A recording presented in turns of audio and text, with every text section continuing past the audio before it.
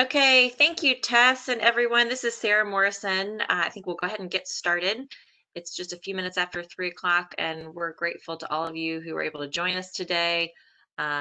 We are excited to talk through the early stage of planning around authorizer evaluations.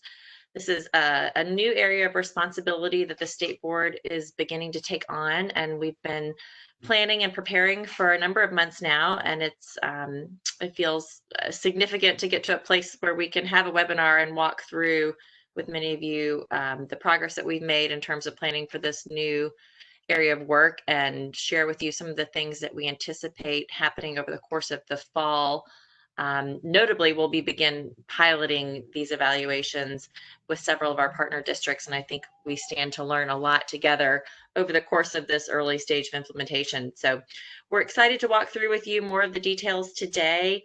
I think this represents a really important step forward for us as a state. I know at the state board, we have learned a lot over the last few years about quality authorizing and what it takes. It's hard work, it's really important work, and I'm excited for us to continue to learn together as a state about what it takes to do this work really well, ultimately to ensure that across the state, our authorizers are partnering with strong operators to ensure that we've provided as many excellent opportunities for students through our charter school pathway as possible. So we'll turn it over now to Tess Stovall, our Director of Charter Schools, and Allie Gaffey is going to be working with her as well to walk you through some of the information today. But just want to reiterate how excited we are for this new area of work and look forward to learning a lot together over the course of the next few months. Tess, I will send it over to you. Great, thank you, Sarah. So great to see so many people joining the webinar. And as Sarah said, my name is Tess Stovall. I serve as the Director of Charter Schools for the State Board of Education. My colleague, Allie Gaffey, who's the Deputy Director of Charter Schools, and I will be presenting this webinar. As Allie has put in the chat box and we have mentioned, we are going to try to be answering questions throughout this conversation. So please feel free to use the chat box and we'll be monitoring those questions. We will also have our contact information at the very end if you want to follow up with us via email. We are recording this presentation and we will be posting it on our website so that we hope that it is a resource for all of our stakeholders moving forward when talking about and thinking about authorizer evaluation. So the purpose of this presentation is to give interested stakeholders an overview of the authorizer evaluation process that the state board will be undertaking as we move forward.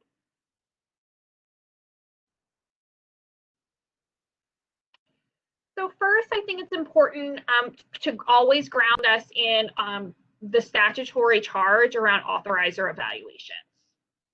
So when Public Chapter 219 of the 111th General Assembly passed, the state board was charged with conducting authorizer evaluations.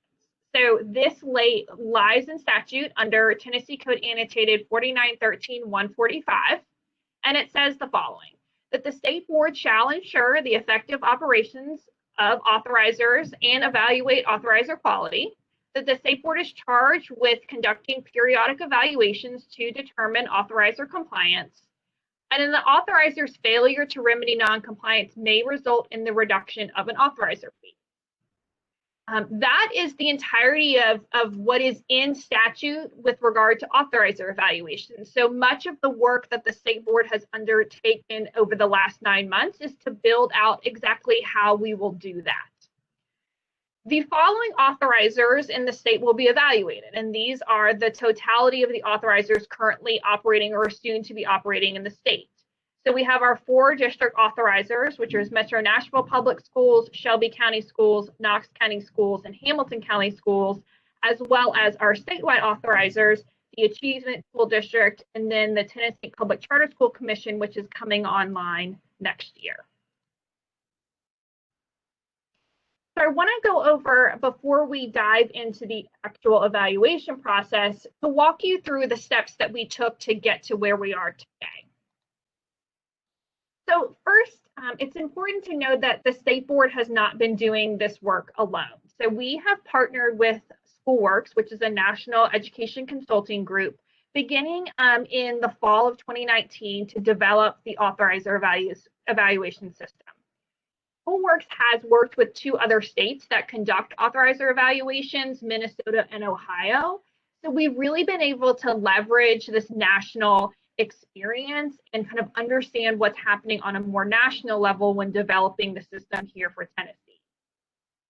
From a national context, Tennessee will be only the 4th state in the United States to implement authorizer evaluation. So we are very much on the forefront. Those 4 states, in addition to Tennessee, are Minnesota and Ohio, as I mentioned, and then Missouri. So beginning in the fall of 2019, the state board staff, along with SchoolWorks, conducted the following engagement when it came to our stakeholders. So we conducted a survey that was sent to all charter school operators, all authorizers, and as well as stakeholder groups requesting feedback on the state board's current quality authorizing standards and their implementation. The purpose here was not only to share those standards that have been in place in state board policy for several years, but also to request any feedback or tweaks that need to be made to the standards before authorizers would be evaluated on those standards. Then SchoolWorks conducted virtual focus groups that were open to all operators, authorizers, and stakeholder groups to follow up on that survey and to really dig into some of those points that were brought up via that data. So using this stakeholder engagement from the fall, the state board staff facilitated a working group that included representatives of authorizers, charter school operators, as well as other stakeholders to come together and to begin to lay out what is this authorizer evaluation process really going to look like. So in this past spring, the state board staff have been developing key documents that are going to drive the fall 2020 pilot evaluations. So the first document that the state board developed is the Tennessee Authorizer Evaluation Guide. So this is a comprehensive document that gives an entire overview of the evaluation process, from document collection to the evaluation scoring to what the evaluation week will actually look like. The primary use of this guide is for evaluators to reference throughout the evaluation process. But it's a great resource for anyone who wants to learn more about the evaluation process more deeply. This document will be linked at the end of this PowerPoint, and it's also currently available on the state board's website. The second key document that the state board staff has developed is the Tennessee Authorizer Evaluation Additional Guidance. This provides additional context and some required documentation as it relates to the Tennessee Quality Authorizing Standards. The purpose of this guide is for evaluators to use when analyzing the documentation as a part of an authorizer evaluation, and really to be a look for and a guidance document when they are trying to score an authorizer's documentation. The purpose of this document is to be a living document. It will be updated after we move through each evaluation cycle, and we intend to, as we evolve the document, to provide even more context, more detail around the quality authorizing standards, so both evaluators and authorizers really understand what will be used when evaluating their documentation. Both of these documents were provided to our authorizing working group that I mentioned earlier, and we requested feedback, we received feedback, and they have been updated based on that feedback. I did want to note that the majority of the state board's authorizer evaluation process will ultimately live in state board rule. And we have developed this state board rule on first reading over the spring. And it was provided and presented to the state board at the May 2020 state board meeting. We will host a rulemaking hearing on Monday, September 14th, 2020. Information about how members of the public and you stakeholders can participate in the rulemaking hearing is available on the state board's website. You're also welcome to email Allie or I, and we'd be happy to provide that information. We always encourage stakeholders to make comment on rulemaking hearings and provide us information about how you think that the rule should be potentially change prior to final reading. So we'd encourage your participation in that hearing. We anticipate that the final reading on the state board rule for authorizer evaluations will be before the state board and no later than their February 2021 meeting. And that would ensure that the rule is effective by August of 2021, such that we are able to conduct our first formal evaluation in the fall of 2021. So now I'm going to give an overview of the evaluation process at a high level. As I've mentioned, much more detail can be found in the Authorizer Evaluation Guide, which is available on the State Board's website. So here are the key elements that are going to be involved in the evaluation process. So first, an authorizer will be evaluated every 2 years, with a cohort of 3 authorizers being evaluated each year. So if authorizer A is evaluated in 2021, then they would not be evaluated again until 2023. There are certain circumstances in which if an authorizer fails to meet a certain percentage of quality authorizing standards, that a part of a corrective action plan could be that they're evaluated immediately following in the year in which they were evaluated. But certainly in most cases, an evaluation would happen for an authorizer every other year. In the year that an authorizer is not being evaluated, then the authorizer would complete a self-assessment as a part of their required annual report submitted to the Department of Education. This would be on the rubric that an evaluator would use to evaluate their documentation. And the purpose here is that we want to make sure that there is a lot of understanding and depth to our quality authorizing standards, even in the year in which an authorizer is not being evaluated.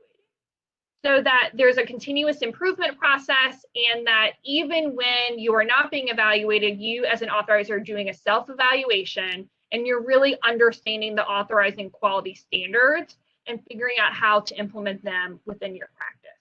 We do not want the standards to be something that's put on a shelf and then in the 2 years during an authorizer may not be evaluated, they're sitting there, and then when it's evaluation time, we take them off the shelf. The third point around authorizer evaluations is that evaluations will be based on authorizer documentation, interviews with school leaders, and in-person interviews with authorizers. I realize I skipped a bullet, so I will go back up. That authorizers will be evaluated based on all of this information that we collect, will be a % alignment to the state's quality authorizing standards. So this means that we will take all the information that we receive, so that documentation, interviews with school leaders, in-person interviews with authorizers. The evaluators will then assign a rating based on the alignment to their quality standards. And this could be exemplary practice, satisfactory practice, unsatisfactory practice, etc. We have not yet determined what the thresholds will be for alignment to the different buckets in those ratings. A part of the process of the pilot, which we will talk about later on in this webinar, is to determine what thresholds are appropriate to set for those different standards and areas. We have determined that evaluations will be facilitated by both internal state board staff as well as external evaluators. We recognize value in having both the expertise of the state board staff who currently serve as authorizers, work with charter school authorizers and charter schools throughout the appeal process, understand very deeply the state board's rules and policies as well as state statute, while also ensuring that we have external perspectives via external evaluators. Authorizers will have an opportunity to review the evaluation report for factual corrections prior to release. So this review will not be an opportunity to submit additional data. It will not be an opportunity to necessarily disagree with a finding, but we want to ensure that from a factual perspective, authorizers do have an opportunity to review that report before they are released. And finally, from a transparency point of view, all authorizer reports will be posted on the State Board's website. We believe that as a public agency and to ensure the transparency of our work, all of that information will be posted on the State Board's website. And I will now turn it over to my colleague, Allie Gaffey, who's going to talk about our pilot evaluations this fall. Thanks, Tess. So as Tess was explaining earlier, we're really looking forward to our upcoming pilot evaluations, as it will provide us with an opportunity to test out our key documents in a non-evaluative process. So the pilot will include updates to our additional guidance document, which we consider a living document, as well as provide us with the thresholds for our evaluation ratings, as Tess mentioned earlier. We expect that all of our key documents will actually evolve with every process as needed, and are looking forward to getting our first chance to test them out, while also providing a valuable opportunity for the authorizers who volunteer to participate. Go to the next slide. Thank you. The fall pilot will include 2 or 3 of our 6 charter school authorizers across the state, each of whom will operate.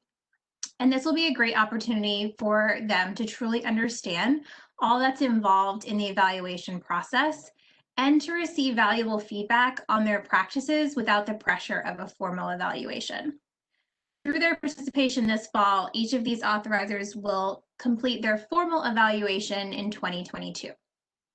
So the fall pilot will follow the same evaluation process as we plan to execute with the first formal evaluation in 2021. The pilot will consist of an orientation for participating, a submission window to submit the required documentation to the State Board via a file sharing site, as well as a full review by our evaluation team.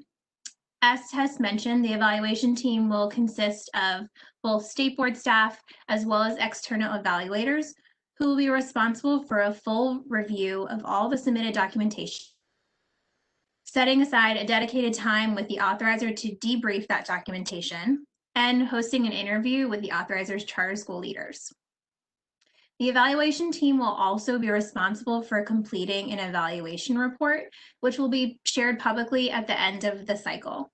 For the intent of this fall pilot, we anticipate that the evaluation reports will be available by early January 2021. Next slide.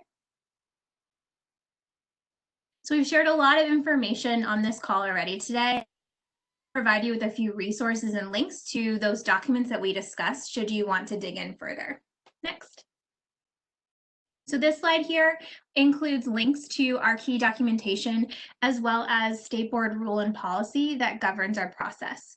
So should you have any questions regarding authorizer evaluations, we've also included our contact information here, and we'll be posting this PowerPoint as well as a recording of this presentation to our website for future reference. So lots of valuable resources available via our State Board website. So with that, I'd like to open it up to any questions. We didn't have any earlier, but Tess, do we have any questions posted in the chat at this point? I have one question that's been sent privately to me, so I'll kind of recap it. It's with regard to authorizer evaluation of schools with the lack of Tennessee Ready scores in the 2019-20 school year. So that particular question is not something that will be evaluated as a part of the charter school authorizer evaluation process.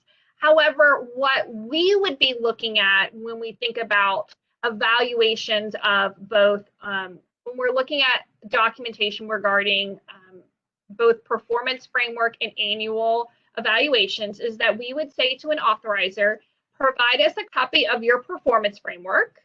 We would be ensuring that that performance framework aligns to the quality authorizing standards. And if you look through the standards, there are a lot of different elements that need to be within a performance framework.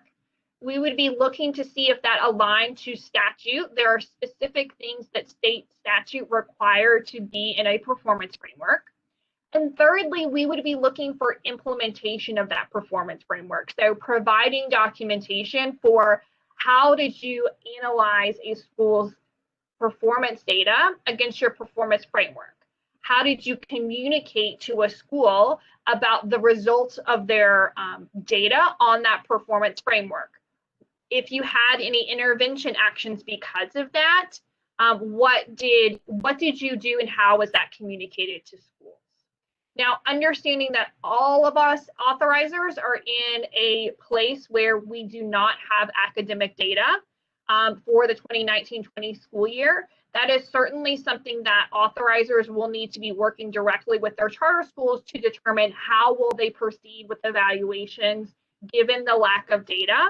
I know that there are some places, for example, in the state board's performance framework, where we are able to score some parts of our academic performance framework. Certainly anything regarding TVOS or TN Ready, we are not able to score. But we've been working directly with our charter schools on how we will be moving forward on the academic performance framework pieces.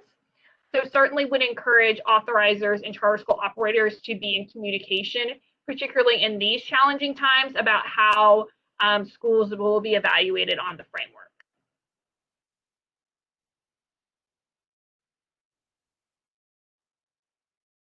When will authorizers participating in the fall pilot be named? We will be happy to share that information as soon as we have it, particularly if you are a school leader who has a school within an authorizer, you will certainly be contacted because we will be opening up the ability to participate in an interview should you want that information.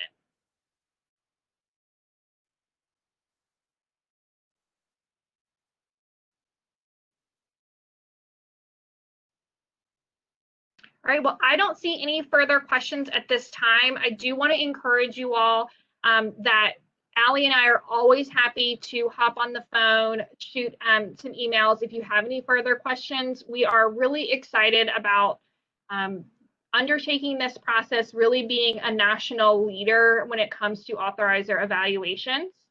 But we also recognize that we are going to learn a lot through this process, and I look forward to being able to debrief with all of you as stakeholders, our state board, at the conclusion of our pilot process about what we learned, what trends we are seeing, and how we are going to make adjustments to our process before we implement the full process itself in the fall of 2021. So again, we just thank you all so much for joining this call and to get a better sense of our process. Please don't hesitate to reach out to us if you do have any questions. And with that, we will plan to wrap it up. Once the recording is downloaded, we will be posting it on the State Board's website. You can find all of this information that we discussed under the Charter School tab. Just look for Authorizer Evaluations in the drop-down menu. Thank you so much for joining us, and we look forward to connecting with all of you all very soon.